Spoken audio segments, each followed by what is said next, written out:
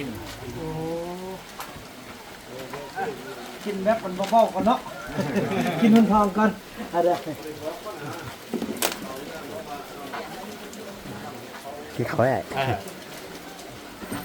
กินนางกินเอาไง โอ้ยฝนขอบคุณที่หนึ่งเนาะเท่าคิงพ่อนางมิตรแม่นางติ๊กลูกทาบุญรอดล้านใส่ติ๊กเอาลูกใส่ติ๊กเอ้ยนี่ละบัดนี้เอาเห็นนี่เออเอาทมเลยบัดนี้นะทมขี้ดินเถอะทมเอาขี้ดินใส่เอาเรียบร้อยงามๆเด้อว่ะแม่ไปเดือนได้แค่นี้ก็พอดีเลยอ่ะได้แตงมาพอดีเลยนี่เขาอยู่เฉพาะขึ้นไปเถอะใช่ไหมเนี่ยฮะนะดีอันนี้ก็ยังอันนั้นนะแม่ละคนนึง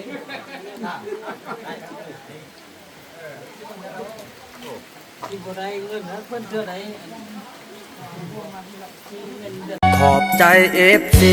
ผู้มีน้ำใจแบ่งปันเหมือนฟ้าบันดาลให้สร้างรายการนี้มาสวยเหลือคนทุกข์คนจนหรือคนด้อยกว่าด้วยแห่งศรัทธาบุญนำพาได้มาร่วมทาง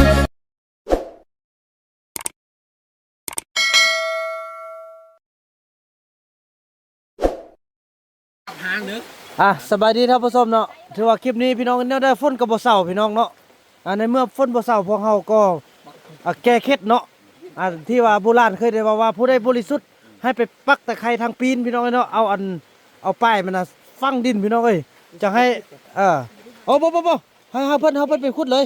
ถ้าเพิ่นไปขุดแล้วตัวเองบ่สดติไปเฮาไปนำกันไปเอาตะไคร้เรามาปลูกไปเจ้าพูดแล้วบ่ผ่อนเยอะๆนะอยู่หั่นมันกำลังออกไปลงมานี่ไปเด้อต้นสัตว์พูดนั่นติไปไหนแม่เอาอย่าบ่เป็นกัน ไปทำกันนึงเนี่ยไปไปมาเอาเสียมเอาเสียมอยู่ลุ่มนี่จกอยู่หั่นเด้อด้วยพี่น้องเอ้ยแก้เคล็ดเนาะเอาคนบริสุทธิ์ไปปลุกฮอดสิเข้าฟังลงลุ่มพี่น้องเอ้ยไปต้องลองไม่ลองไม่รู้ไปบ่เอาเสียมไหมโอ้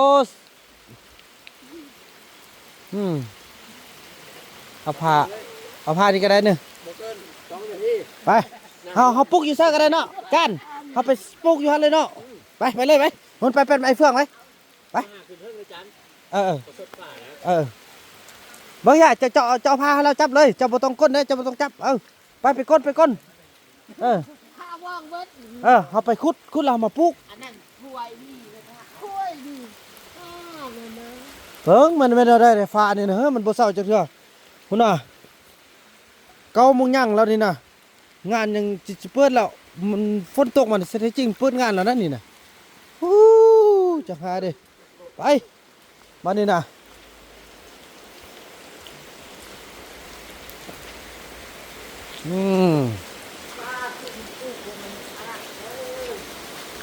เอาไอเอ็กไปปักอันหัวสิเขาอย่าบุเคยเอาเมียจังเทื่อติบุเคยเอาเมียจังเทื่อที่เกิดมาน่ะบุเคยแจกจังเทื่อไปใช่ไหมฮะเอาอันนั่นซ่อนหัวปุ๊บดิอ้าวเขาว่าเอาอีซ่อนน้องเคยเอาอีซ่อนไหมหนึ่งบ่เอาบ่แท้ๆบุเคยแจกจังเทื่อไปใช่ไหมเอาลองดูเทื่อโอ้สมบกถ้ามันดูมันเป็นผู้บ้าเราสิ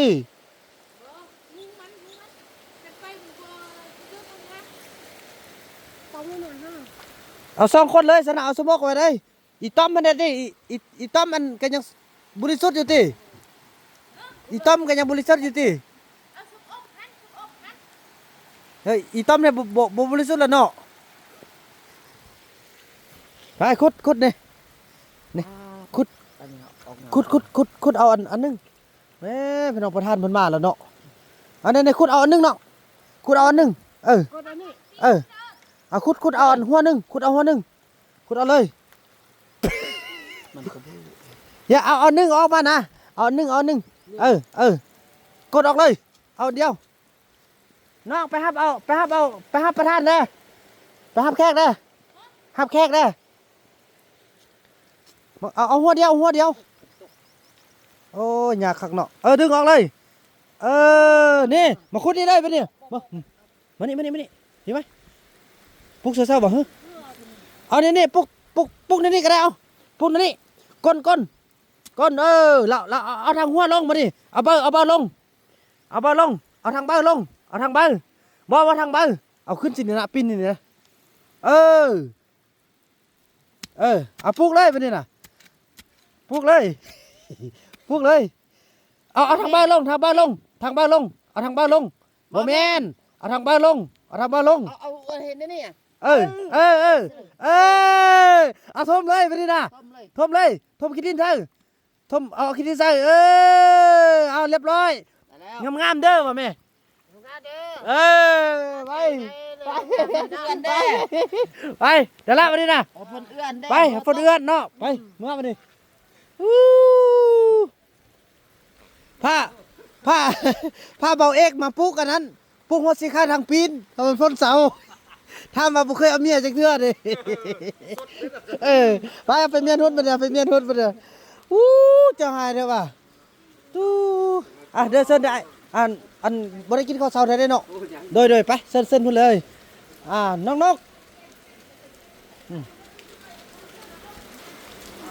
นกไปเส้นพุ่นไปกินข้าวพุ่นเนาะเฮ็ดซะได้บ่เฮ้อเนาะ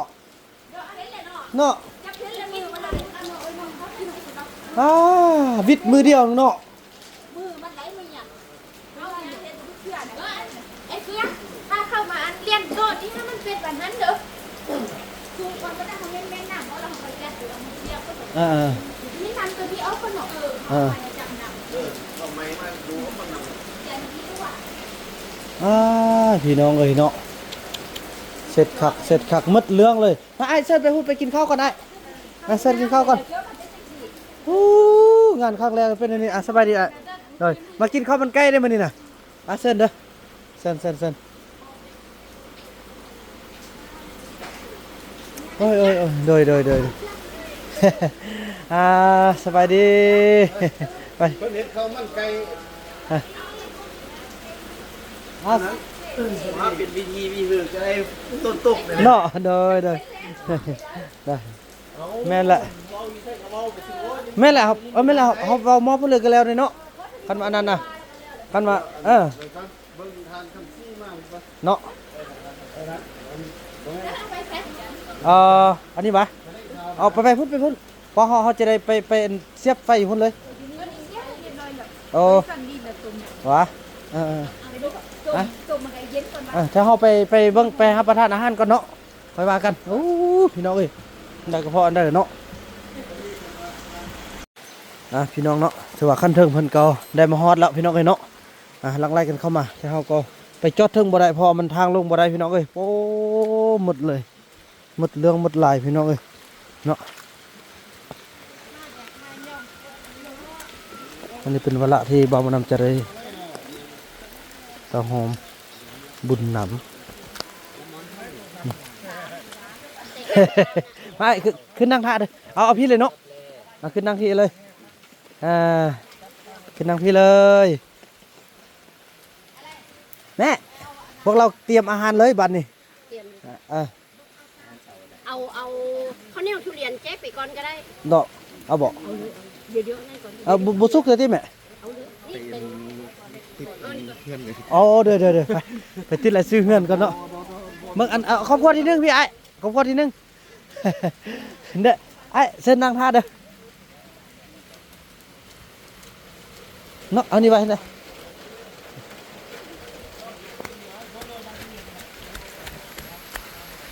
นี่รังที่นึงไอ้ด้วยครอบครัวที่นึงมาเลยแม่นแหละตัวนี้แหละเขาติดแบบเขาติดอยู่เรื่องนั่นบ่เอาเนาะเลยซื้อเนาะเลือดในทางขึ้นนั่นก็ได้เนาะอันนี้เพราะว่าเงินแต่ละลัง โดยเอาขึ้นทั้งเทิงเลยเอาขึ้นทั้งเทิงเลยเอาไปเบิ้งที่นั่นเลยโดย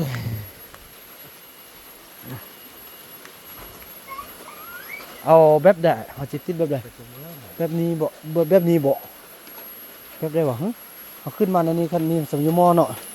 แบบนี้บ่อันนี้เลยเนาะอ่ะ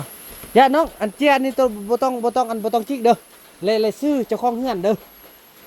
เอาลูกนุ่งเครื่องได้จิกอันทางนี้มันไอ้บุญรอดบอกให้นุ่งเครื่องนะนุ่งเครื่องแม่ลูกทายบ่ได้ก็บ่นุ่งเครื่องโอ้แม่นทางนี้เนาะถูกต้อง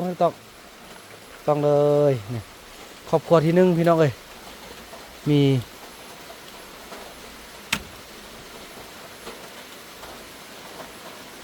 โอ้ยฝนครอบครัวที่หนึ่งเนาะเท่าคิงพ่อนางมิตรแม่นางติ๊กลูกทาบุญรอดล้านใส่ติ๊กเอาลูกใส่ติ๊กนี่นละบัดนี้บ่ต้องจิกเด้อติ๊กเด้อครอบครัวที่หนึ่งผ่านไปเลยครอบครัวที่สองบาทนี่โอ้ยฝ่าอากาศเอ้ยแม่นแหละเมื่อวานนี่แดดมดเบื่อเลยบ่มีบุญแล้วบ่าวบุญนำนี่บ่มีบุญละ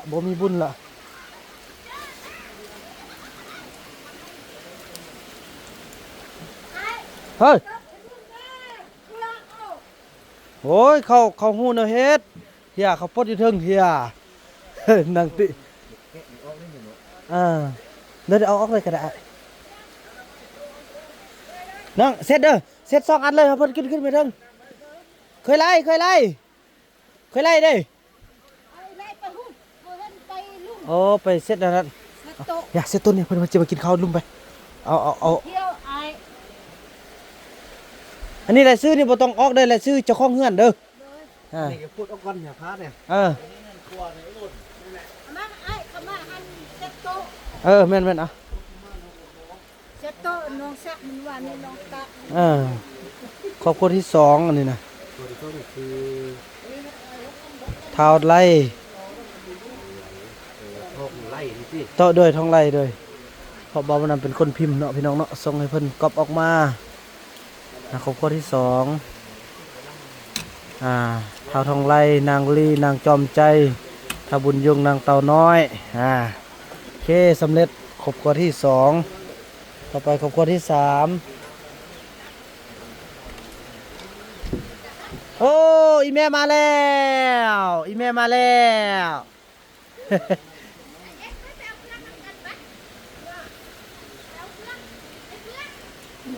ไม่ได้เอาไปปลูกอันนั้นไปปลูกอันหัวชิคาแล้วนี่คือว่าบ่เศร้าปานนี้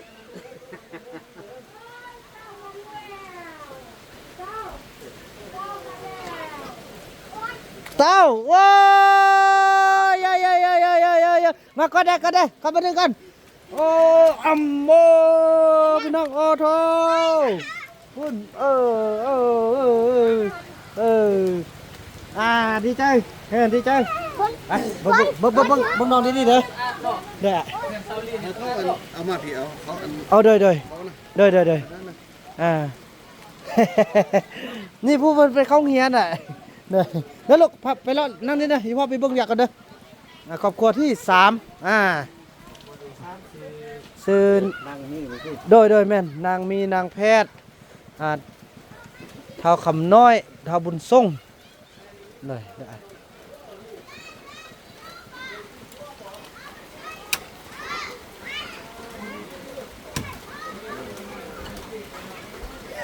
บิดหูซื่อๆบ่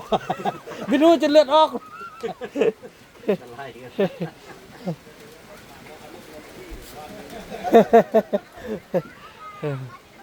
ครอบครัวที่4 บาทนี่ไอเสื้อก็มากินข้าวมันไก่เด้อเดี๋ยวได้กินข้าวมันไก่อยากบ่เดี๋ยวเพิ่นมาเอาให้เรือไปเอาก็ได้เลยไปเอาเลยก็ได้เฮ้ยฮะเอากินข้าวอยู่ตามนี้แล้วก็ตามนี้ ตามได้ ครอบครัวที่โอ้ยพี่น้องเวียกเนาะ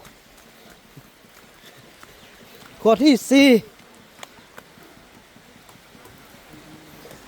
เท้าจันทร์เท้าคูณเฮ้ยเท้าจันทร์เท้าคูณเบาวาดเบาเอกมืดละตี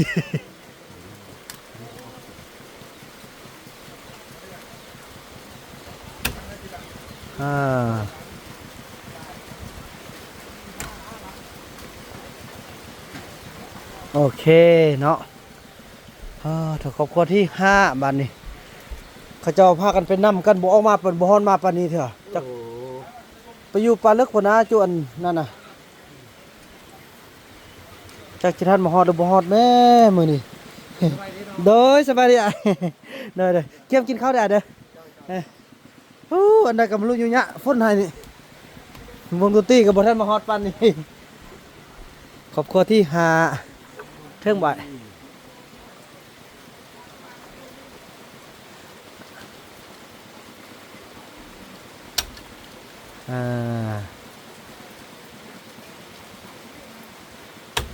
โอเคสำเร็จไปมีครบอันนั้นหมดได้แล้วเอ้ยทางมันทึกแล้วแหละเส้นนี้นะเขาทางนั้นมันเขามักออกมาเข้านะ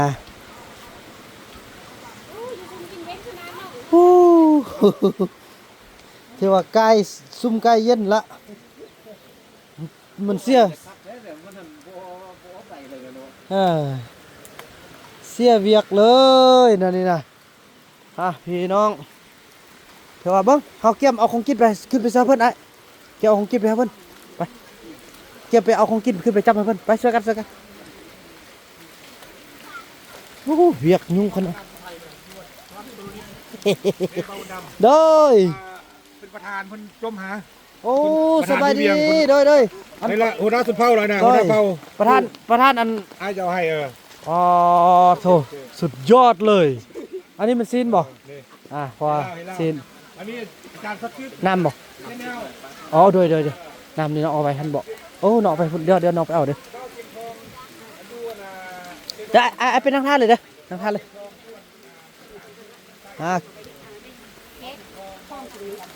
เอ้ยแป้นมาบ่โอ้เอ้ยแป้นก็มาเด้น่ะมือแต่งหน้าเด้นี่น่ะเอาเครื่องแต่งหน้ามาบ่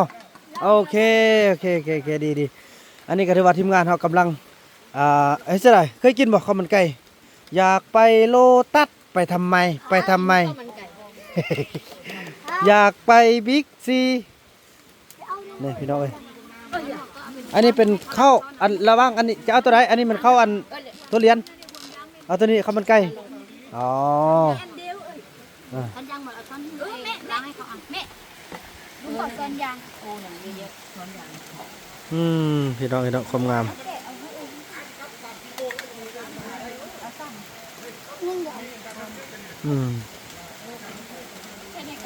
ดีเลยอ่ะได้แตงมาพอดีเลยนี่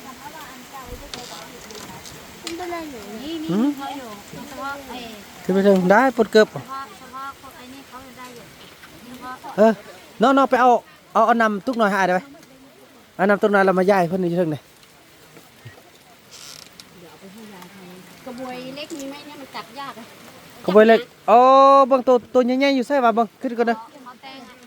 อนี่แม่ตัวนั้นแม่นี่แม่ตัวนั้นได้บ่บ่ลูกหลางแม่เอามาให้ลูกเด้บ่ได้ล้างหน้าปานนี้ได้นี่นะไปล้างนี่ก่อนพี่น้องเอ้ยล้างนี่ก่อนเนาะ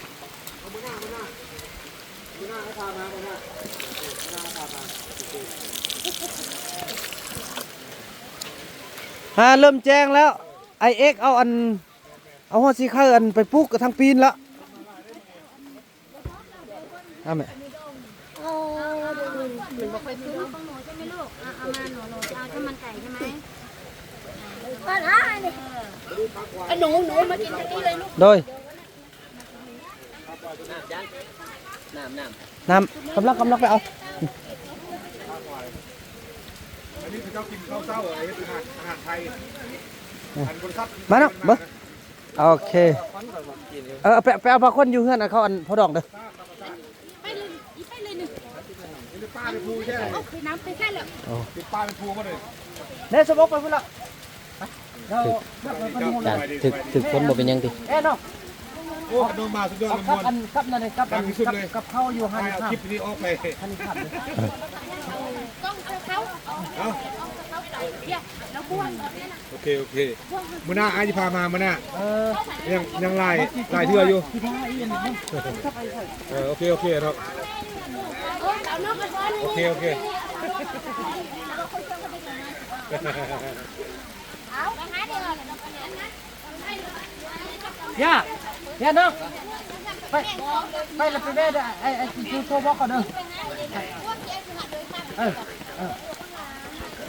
เอาไว้ทำให้โทรบอกได้แล้วคือบอกให้เอา เปียกหมดเลยจานเนาะ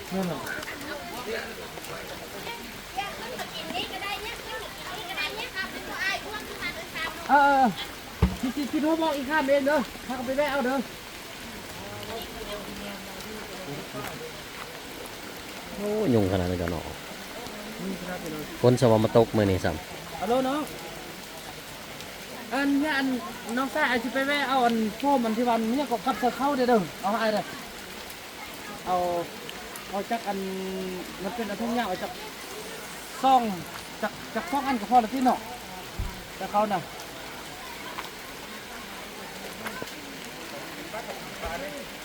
เนาะบ่มีเนาะแล้วเอาบ่วงเด้อเขาสิเอาบ่วงเด้อเอาบ่วงมาอันเขาคาดกินกับผมบ่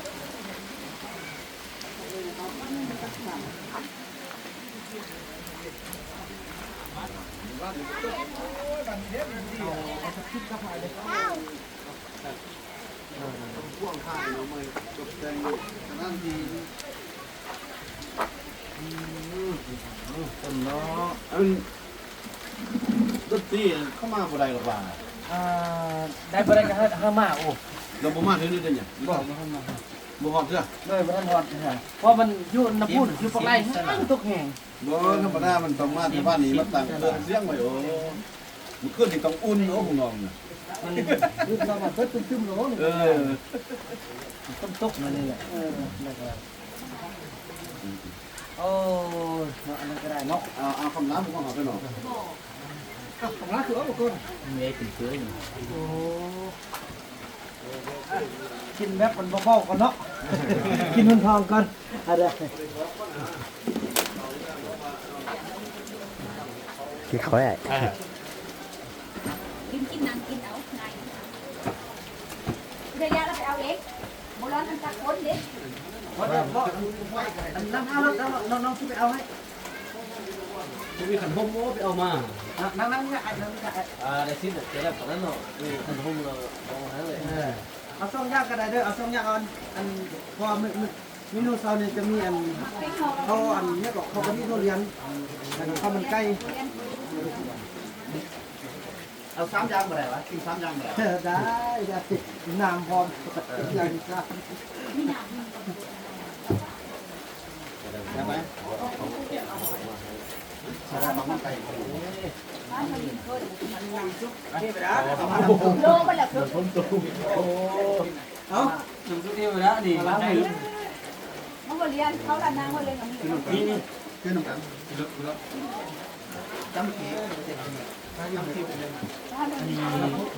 ทุเรียนอันเอื่อยเลยดิ แต่เมืองเพียงบ่าย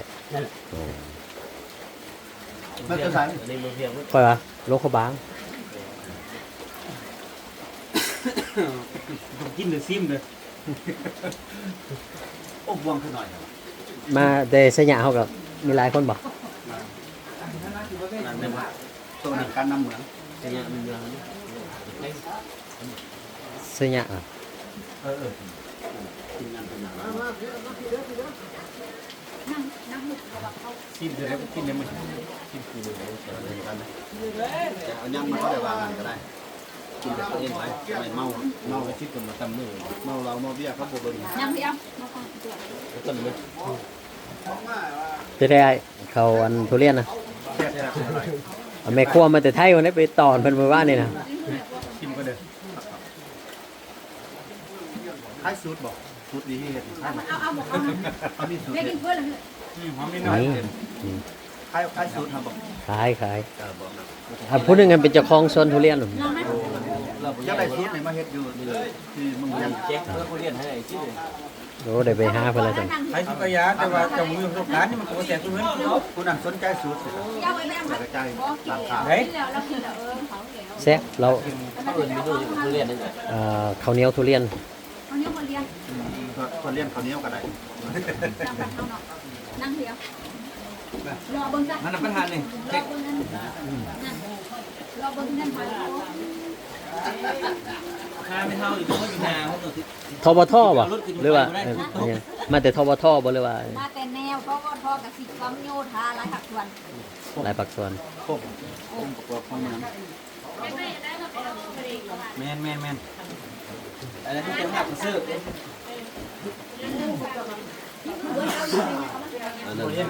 บ้านแมว จะเป็นนั่น เมืองเพียงบ่ ได้แล้วนึง ใส่หญ้าแล้วผู้ใดได้ใส่หญ้าแปลง เอาละนี่เด้เอาละเอาสิทานก่อนเด้ ใส่หญ้าบ่ เอาไหมทานก่อน เออเดี๋ยวจานอีก2จานเพิ่นบ่ทันได้ข้าวเหนียวอีก2แซ่บเนาะคนนี้คนเรียน ลงไปกินได้ไหม แยกซุปเลยเด้อ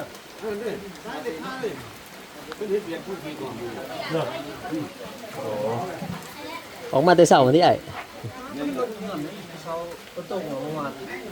บ่เขาเล่าไว้มาให้เบียร์ทั้งทีมื้อนี้น่ะได้ยินคำพันเบาเอาท่านใดไปผลยังไปเว้น โอ้ผู้ใดก็มักข้าวเหนียวทุเรียน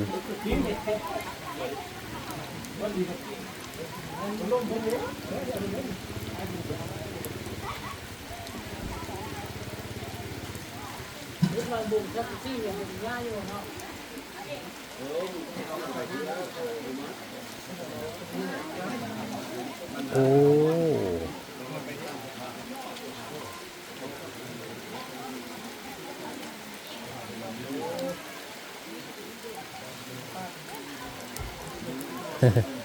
ไปดี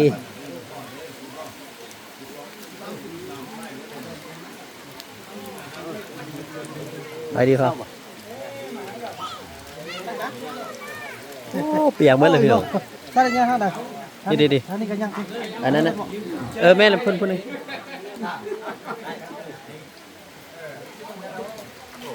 กินบ่ได้เงินนะเพิ่นเทื่อใดเงินเดือนหน้าเพิ่นสิได้ อันน่ะ ไปให้เพิ่นว่า คนแม่ไปดิ2คนอยู่ 2คน อีแม่ได้อีแม่ล่ะ ยัง อ๋อ บัวสอันบ่มีบัวกันอยู่นะ อ๋อเนี่ย มันก็บ่มีบัวสิ 3การ เนี่ยโดน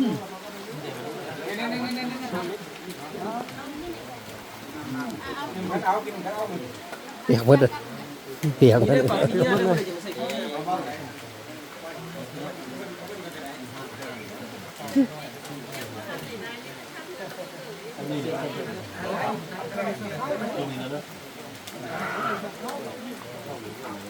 เจ้าจะได้ยัง